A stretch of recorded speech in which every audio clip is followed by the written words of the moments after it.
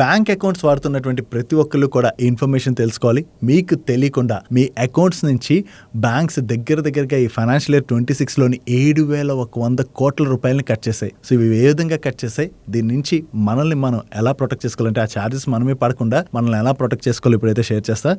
First thing, మన bank accounts ఉంటాయి కదా, ఈ బ్యాంక్ అకౌంట్స్ లోని చాలా బ్యాంక్ అకౌంట్స్ కి మనకి మినిమం అకౌంట్ బ్యాలెన్స్ అయితే మెయింటైన్ చేయాల్సి ఉంటుంది కదా. సాలరీడ్ అకౌంట్స్ అనుకోండి, ఆ అకౌంట్స్ కి మనకి జీరో బ్యాలెన్స్ అకౌంట్స్ అయితే ఉంటాయి కాబట్టి అక్కడ మినిమం అకౌంట్ బ్యాలెన్స్ మెయింటైన్ చేయకపోయినా కూడా మన పైన ఎటువంటి ఛార్జెస్ పడవు. కానీ రిమైనింగ్ అకౌంట్స్ ఏవైతే ఉంటాయో అక్కడ మినిమం అకౌంట్ బ్యాలెన్స్ ని కనుక మనం మెయింటైన్ చేయకపోతే బ్యాంక్స్ ఏం చేస్తాయి, మన పైన ఛార్జెస్ అయితే వేస్తాయి కదా. సో ఆ విధంగా ఫైనాన్షియల్ ఇయర్ 26లోని వేరియస్ బ్యాంక్స్ అన్ని కలిపి దగ్గరగా 7,100 crores ఛార్జెస్ కలెక్ట్ చేసినట్టుగా రిపోర్ట్ అయితే వచ్చింది. లాస్ట్ ఫైనాన్షియల్ ఇయర్ తో కంపేర్ చేస్తే ఈ ఫైనాన్షియల్ ఇయర్ లోని ఈ మినిమం అకౌంట్ బ్యాలెన్స్ ఛార్జెస్ అనేవి మరింత పెరిగాయి. వీటిలో కూడా ఎక్కువగా పబ్లిక్ సెక్టర్ బ్యాంక్స్ కన్నా కూడా ప్రైవేట్ సెక్టర్ బ్యాంక్స్ ఎక్కువగా కలెక్ట్ చేయడం జరిగింది. సో మీలో ఎవరైనా సరే మీ బ్యాంక్ అకౌంట్ ఏంటో మీకు తెలియదు అనుకోండి, ఒకసారి చెక్ చేసుకోండి. మీ సాలరీడ్ అకౌంట్ అయినా సరే ఒకసారి అందులో సాలరీ పడట్లేదు అనుకోండి, అది నార్మల్ అకౌంట్ కన్వర్ట్ అయిపోద్ది. దాని తర్వాత అందులో మినిమం అకౌంట్ బ్యాలెన్స్ కనుక మీరు మెయింటైన్ చేయకపోతే మీకు ఛార్జెస్ అన్నవి పడతాయి, పెనాల్టీ ఛార్జెస్. సో అందుకనే మీ అకౌంట్ ఏదన్నా చూసుకోండి, మినిమం అకౌంట్ బ్యాలెన్స్ ఒకవేళ ఎంత మెయింటైన్ చేయాలో తెలుసుకుని